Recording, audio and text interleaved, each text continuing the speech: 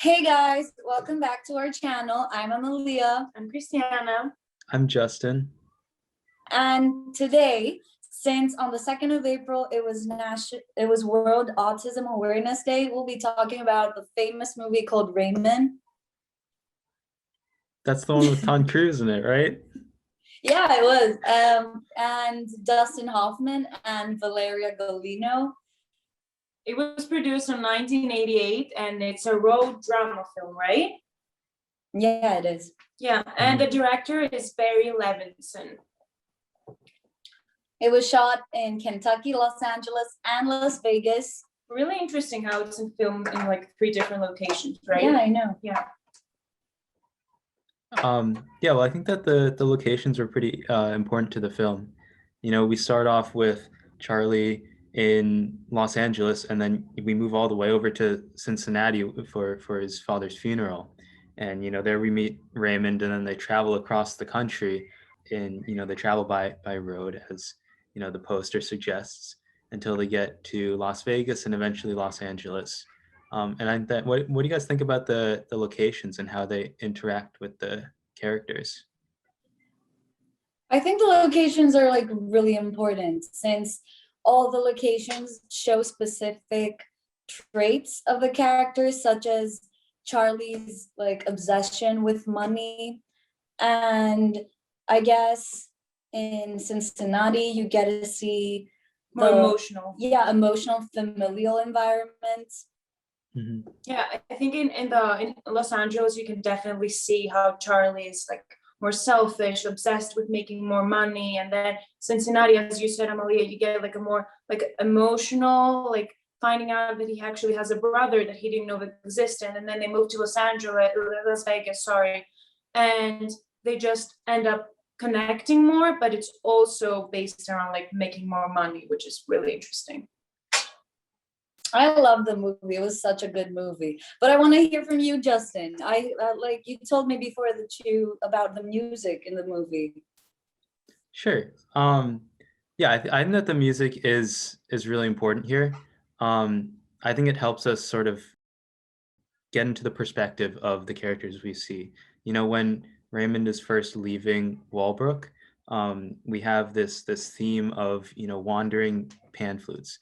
And I think that sort of introduces us to this unfamiliar world that Raymond is really experiencing for the first time.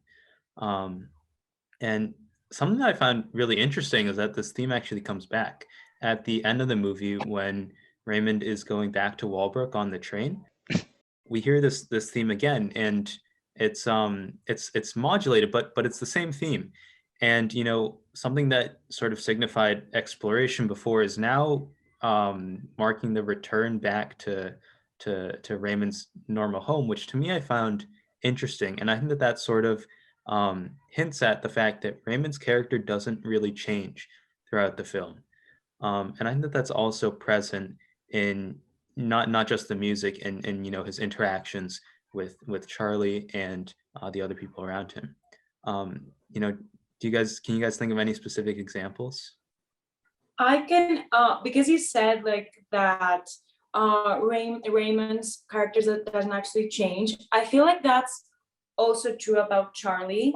I mean, there is a character development definitely, but I feel like his character only develops when something's related to money, because he only wants to interact with Raymond when he learns that he has like a talent in counting cards so he could make him more money. So there's the only part where we actually see him developing like more emotions. So I feel like it's really interesting to see it from that perspective, because you see people, the characters are not actually changing, if that makes sense. I don't know if you guys agree.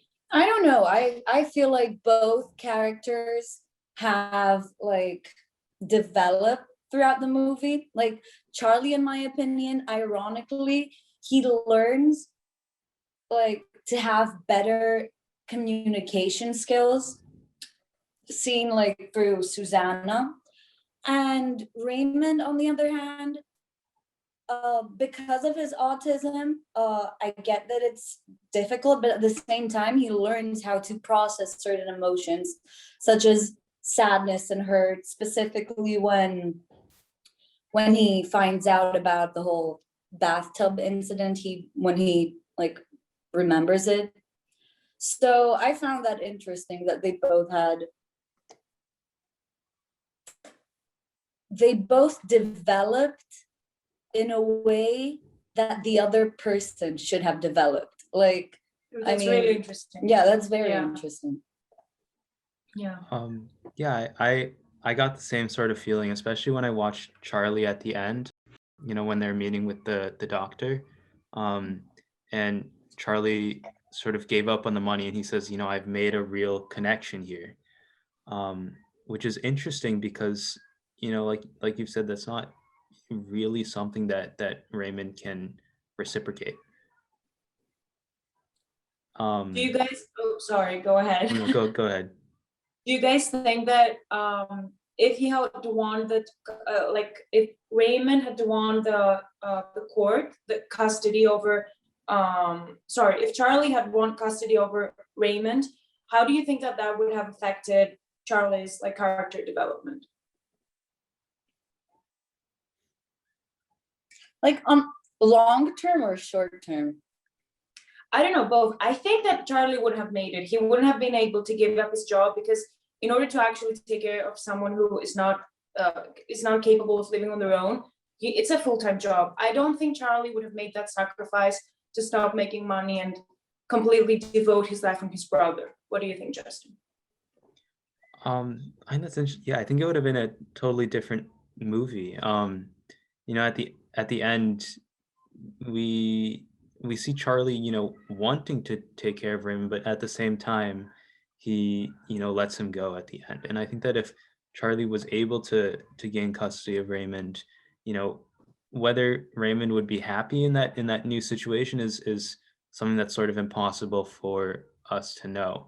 Um, you know, Raymond was sort of um, unable to say whether he, you know, truly wanted to stay with Charlie or not. And I think it would have been really interesting. You know, we see Raymond have these outbursts with Charlie, and yet he clearly has that familial connection with Charlie, even though, you know, it's in a different form than you might see in people without autism. Um, so yeah, I think it's a really neat question, and I'm not sure exactly how it will play out. Could we talk about the title for a second? That's what I was thinking.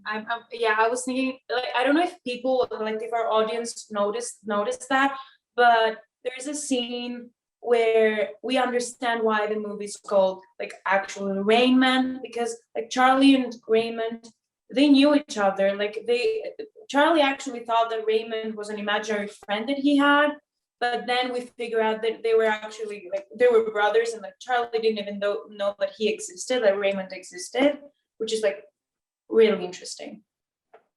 Yeah, I thought also it was cute how at such a young age, like before everything, Raymond used to sing to Charlie,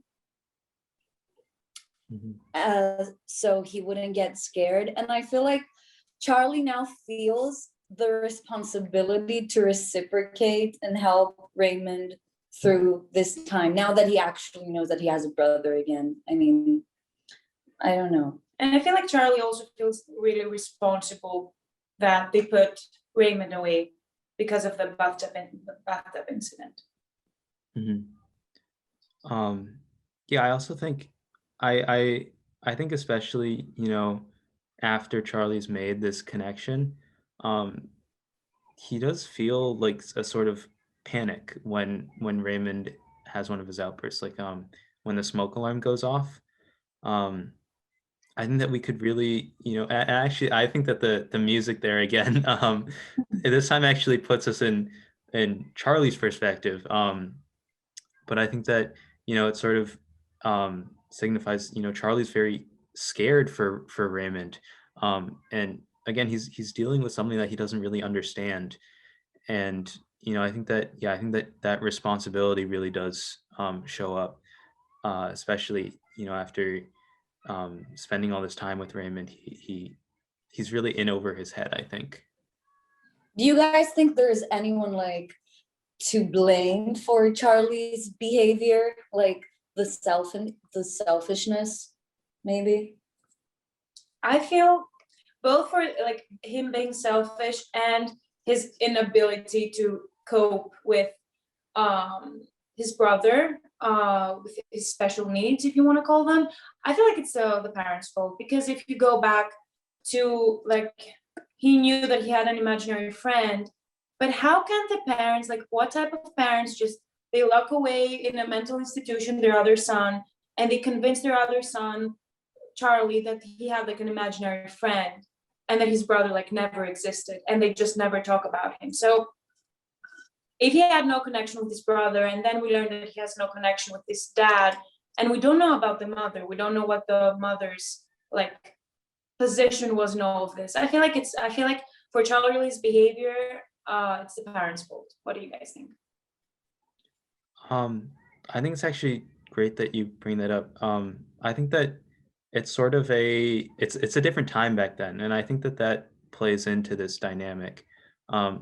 Like we don't really, or the doctors don't really understand Raymond. I mean, Dr. Bruner is probably the closest that they come, but we see when Raymond visits the I forget which town it is, but there's a small town doctor that they go see who has not who doesn't know what's going on with Raymond, and I think that's sort of present for the parents as well, and that might not be true in today's age, when autism is better understood. So I think that clearly it was a bad parenting decision for the parents, but it's sort of understandable given the time period. About what you said about the years like being completely different, it's really interesting to mention that in 1988, where the movie was produced, after that there was like the rates for cases of people with autism being identified rose like dramatically, and many people call that the Rain Man effect, which I found it like really interesting. I don't know if it's actually true that many people watched that movie and maybe identified someone in their close environment with similar like traits, but I think it's really interesting how it got people talking about mental disabilities in a time where mental disabilities were not something, it was like a stigma where people like tried to cover it under the rug and like keep it as like in a box and like throw it away if it was possible, which is kind of what they did to Raymond. I hope they didn't limit, they didn't focus specifically on the characteristics that Raymond had, just because like as we read in Hacking's paper, how we have been learning to talk about autism. He talked about how there's a vast range of individuals that have autism, and each of them have like different traits and characteristics. So it's hard to actually identify someone as autistic. I mean, yeah. The spectrum is just so diverse. You cannot, I feel like the movie does a great job raising awareness for the autistic people to exist, but it puts them in a box where you kind of check the box. So yeah, like no mental, like no capacity to form emotional connections, but yes to being good in math. So I feel like that's kind of like not really fair to people in the autism spectrum. So I guess the movie has, both good and bad effects where it brings awareness to autism, but also maybe shifts public perception of autism in a way that, is good for some people with the disability, but bad for others. And I guess that sort of highlights how, powerful this media is. What do you think about whether how